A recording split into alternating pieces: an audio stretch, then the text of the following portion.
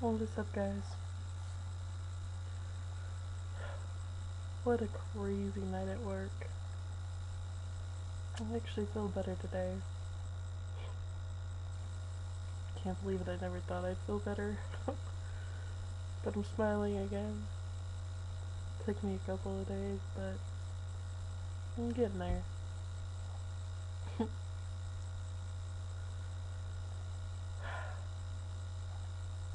Feels good to smile again. I can't tell you how good it feels to smile. I even laughed.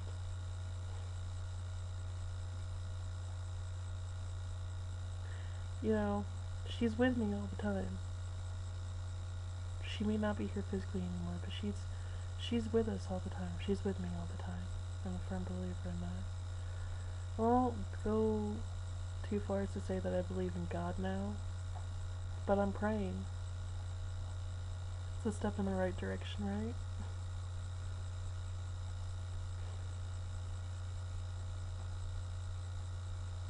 So this week is Thanksgiving, and I have a shitload to be thankful for. So I wanted to start off by saying what I'm thankful for. I'm thankful for my family, even though it's disorganized and not all together, and it's wonky and crazy, and we don't all get along. I'm thankful for my family. I'm thankful for my mother, even though I'm not talking to her right now. I do want her to know that I love her with all my heart. I'm thankful for my big brother, Charles. Ah, crazy fan of my ass. I love him so much. I worship the ground he walks on. I really, really do. And it's been that way since I was a little girl. People used to ask me all the time what I wanted to be when I grew up, and I used to tell them, like, what are you talking about, man? I want to be just like my brother. You know, obviously I've grown up since then. Yeah, I don't want to be just like my brother, but I'm a lot like my brother in a lot of instances, which is pretty awesome for me. Which I think it is. I mean, because nobody messes with us. It's one of the things that I love the most. You don't get messed with. My brother's also my big teddy bear. Love him to death. I'm thankful for my dad, Robert Nygaard. You know, he hasn't been around too much in the last 5 years. That's because him and my mom separated. But I'm still a daddy little girl at heart, and I love my dad to death, even though, you know, I went through like 5 years thinking, you know, that I didn't. Like, it was just all the shit that was being planted in my head. I love my dad, I really do. Gotta give him credit, you know. For the longest time, he was the dad that he didn't have to be. And I'm lucky that I was raised by such an amazing person. I really am.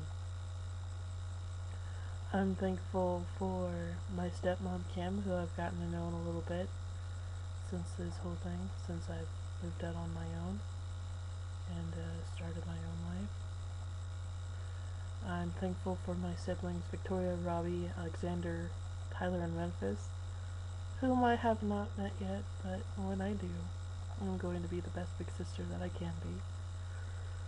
I'm thankful for my stepsister, Chandra, who I've gotten closer with in this past year than anybody else that I could possibly think of.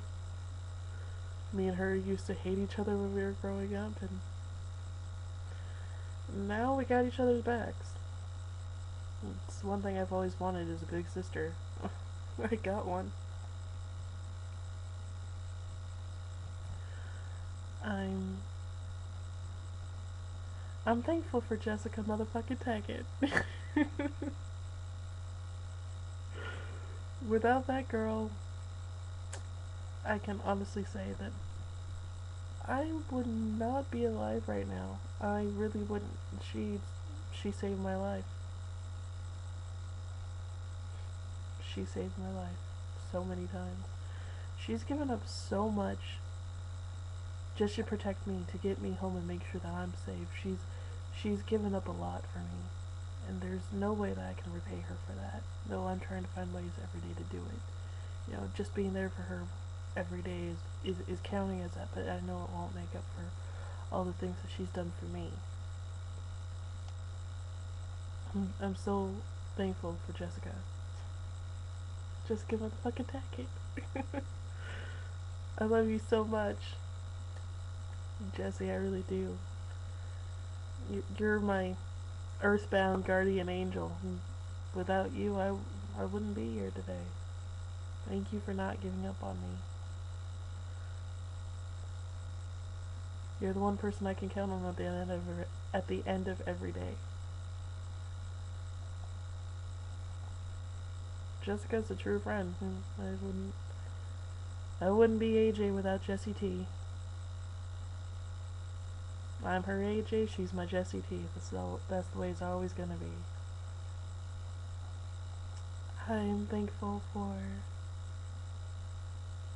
my amazing, gorgeous, totally wacky, crazy, adorable, lovable, fluffy teddy bear of a fiance, Joel.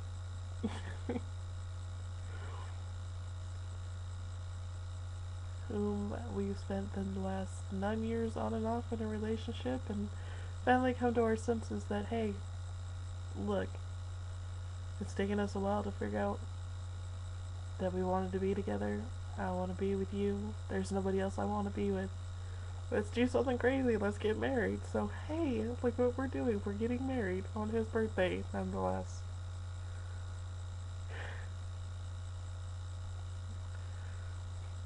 I'm so thankful for him. Like, he's my best friend. He really is. 9 years of this crazy shit, back and forth, on and off, la la la la.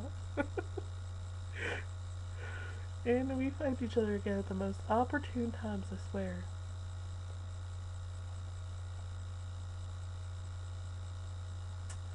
That is one man that has never given up on me in my entire life. And he never will. Yeah, I talked to him last night and I was so happy. Because I went to bed, when I got off work, I went to bed at like 8:30. And I woke up at like 12, 1:30ish. And he calls me and I'm like, well, I'm like half tempted to not answer the phone because I don't want anybody to know I'm awake. And so I let it ring like 3 times. I picked up the phone and I'm like, hello? He goes, well, hello there. And I just like got this big huge smile on my face and then I just started crying. I really did. I started bawling my eyes out. He's just like, baby, what's wrong? And I'm just like, and I told him everything that was going on, and then he added on to my fears because he ended up being hospitalized because he had an allergic reaction to something and it scared the fuck out of me. And he just now told me. Oh. One thing about men that I absolutely hate, that is one thing I hate about Joel, he always waits till after something bad happens to tell me about it. Oh, honey, honey, honey. I love you, but you gotta stop doing that to me, please. Oh. He is yet to be house trained.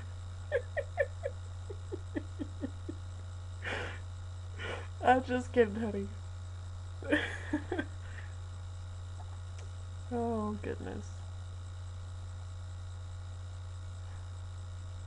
Last but not least, I'm thankful for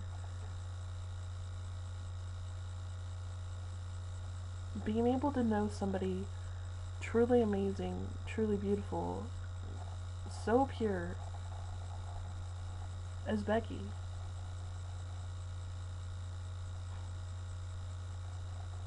She really was the most beautiful person anybody could probably ever think of.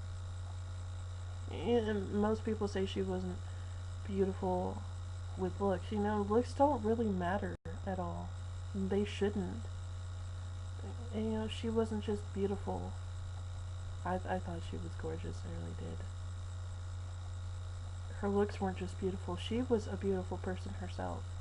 And I'm lucky to have met somebody and known somebody so wonderful. I really am. I am so thankful for that. She really helped change my life in certain areas, and I couldn't be more thankful for that. I'll never forget her. I know I won't. But I'll be able to move on, and I'll be able to live for her.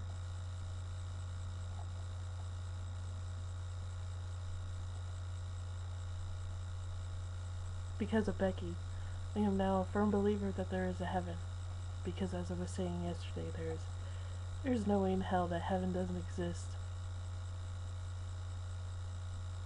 Because when somebody is wonderful and beautiful and pure and just so amazing as Becky, when a person like that, there's no way in hell that heaven does not exist.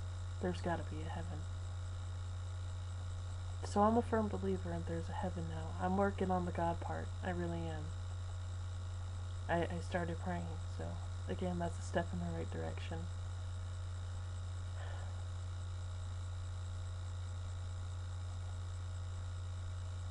I want to be able to say that I'm learning to forgive.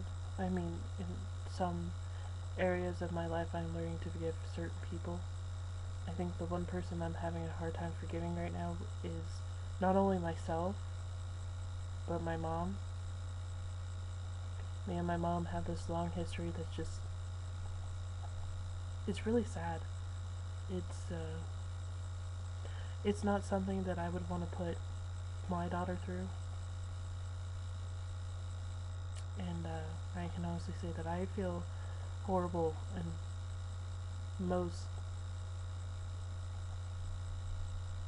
in this, through this entire relationship, I just feel terrible on how I've treated my mom. I think I got in my head to blame her for everything because I couldn't see that she was trying to help me. I didn't want to see that. I just saw it as her giving up on me. Like she didn't want to raise me. And she didn't want me anymore. I guess that's what I had planted in my brain for the longest time. You know, a couple months ago I filed a missing persons report on my big brother Charles, and because I hadn't heard from him in like 2 weeks and I was freaking out. He usually gets in contact somehow or some way. And he had been back for 2 days, and I called my mom when I hadn't heard from him, and I kept calling her for like 2 weeks straight. No, he's not back. No, he's not back. But I'm pretty sure he's fine. I filed a missing persons report, and the cops went out there. The cops were like, well, he's fine. He's out there. He's at the house with your mom. He just doesn't want to talk to you. And I was hysterical. I was crying, and I used to have a habit of blacking out when I was younger, when I got too pissed off, and when I was like too deliriously, not hallucinating, but like hysterical. And I remember hanging up the phone with the police, and that's it. And then I guess I called my mom, and I went off on her. And I guess I don't remember what I said to her, and that's one thing that I can't believe I did, was black out. I hadn't blacked out in like 5 years. Blacking out scares the fuck out of me because I don't know what I do. I'm not seeing. I don't see anything. It's like somebody completely different takes over my mind and like controls my body. I have no idea what is going on because my conscience blacks out, I black out, and somebody else takes my place. And I guess I called her, and I called her the worst name that you could possibly ever call your mother. And I told her that I didn't want her in my life anymore, and that families aren't like that, and families shouldn't do that, and I hung up the phone on her, and I regret doing that. But in my defense, I blacked out. I have no idea what I fucking said. You know, ever since then, we haven't really been talking. And then Jessica called my mom to tell her that I was getting married, and my mom freaked out even more.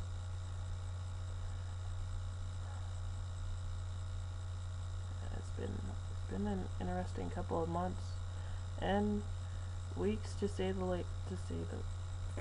can't talk, to say the latest, or least.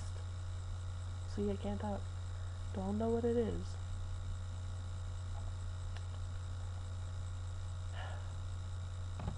I'm gonna switch over to part 2, and yes, I will be back.